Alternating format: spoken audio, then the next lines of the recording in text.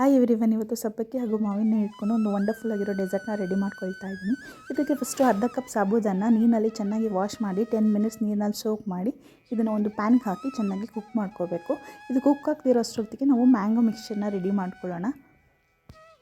Mango puree ready ಮಾಡ್ಕೊಳ್ಳೋದಕ್ಕೆ ನಾನಿಲ್ಲಿ 2 Milky bar ಚಾಕ್ಲೇಟ್ನ ತೊಗೊಂಡಿದ್ದೀನಿ. ಈ ಮಿಲ್ಕಿ ಬಾರ್ ಚಾಕ್ಲೇಟ್ನ ನಾನು ಡಬಲ್ ಬಾಯ್ಲಿಂಗ್ ಮೆಥಡಲ್ಲಿ ಮೆಲ್ಟ್ ಮಾಡ್ಕೊಳ್ತಾ ಇದ್ದೀನಿ. ನೆಕ್ಸ್ಟ್ ಒಂದು ಮ್ಯಾಂಗೋ ತೊಗೊಂಡು ಸಣ್ಣದಾಗಿ ಕಟ್ ಮಾಡಿಕೊಂಡು ಮಿಕ್ಸಿ ಜಾರಲ್ಲಿ ಪ್ಯೂರಿ ಥರ ರುಬ್ಕೊಳ್ತಾ ಇದ್ದೀನಿ. ಚೆನ್ನಾಗಿ ಇದನ್ನು ಪ್ಯೂರಿ ಆದಮೇಲೆ ವೈಟ್ ಚಾಕ್ಲೇಟ್ ಜೊತೆ ನಾನು ಮಿಕ್ಸ್ ಮಾಡ್ಕೊಳ್ತಾ ಇದ್ದೀನಿ. ಮಿಲ್ಕಿ ಬಾರ್ ಚಾಕ್ಲೇಟ್ ಜೊತೆ ಮ್ಯಾಂಗೋ ಮತ್ತು ಮಿಲ್ಕಿ ಬಾರ್ ಮಿಕ್ಸ್ಚರ್ ಒಂದು ಒಳ್ಳೆ ಟೇಸ್ಟ್ ಫ್ಲೇವರ್ ಇರುತ್ತೆ. ಈಗ ಸಾಬೂದಾನ ಸತ ಕುಕ್ ಆಗಿದೆ. ಇದಕ್ಕೆ ನಾನೊಂದು 1/4 ಕಪ್ಪಷ್ಟು ಹಾಲು ಹಾಕ್ಕೊಳ್ತಾ ಇದ್ದೀನಿ. ಸ್ವೀಟ್ನೆಸ್ಸಿಗೆ ನಾನಿಲ್ಲಿ ಕಂಡೆನ್ಸ್ ಮಿಲ್ಕ್ನ ನಾನು ಯೂಸ್ ಮಾಡ್ಕೊಳ್ತಾ ಇದ್ದೀನಿ. ಇದನ್ನು ಎರಡನ್ನೂ ಚೆನ್ನಾಗಿ ಮಿಕ್ಸ್ ಮಾಡಿ ಇದನ್ನು ಸೆಟ್ ಮಾಡಬೇಕು. ಸೆಟ್ ಆಗಲಿ ಇದು. ನೆಕ್ಸ್ಟ್ ಇದಕ್ಕೆ ಒಂದು ಸರ್ವಿಂಗ್ ಬೌಲ್ ತೊಗೊಳ್ತಾ ಇದ್ದೀನಿ ಸರ್ವ್ ಮಾಡೋದಕ್ಕೆ. ಫಸ್ಟ್ ನಾನು ಮಾಡಿಟ್ಟಿರೋ ಮ್ಯಾಂಗೋ ಮಿಕ್ಸ್ಚರ್ನ ಪೋರ್ ಮಾಡ್ಕೊಳ್ತಾ ಇದ್ದೀನಿ.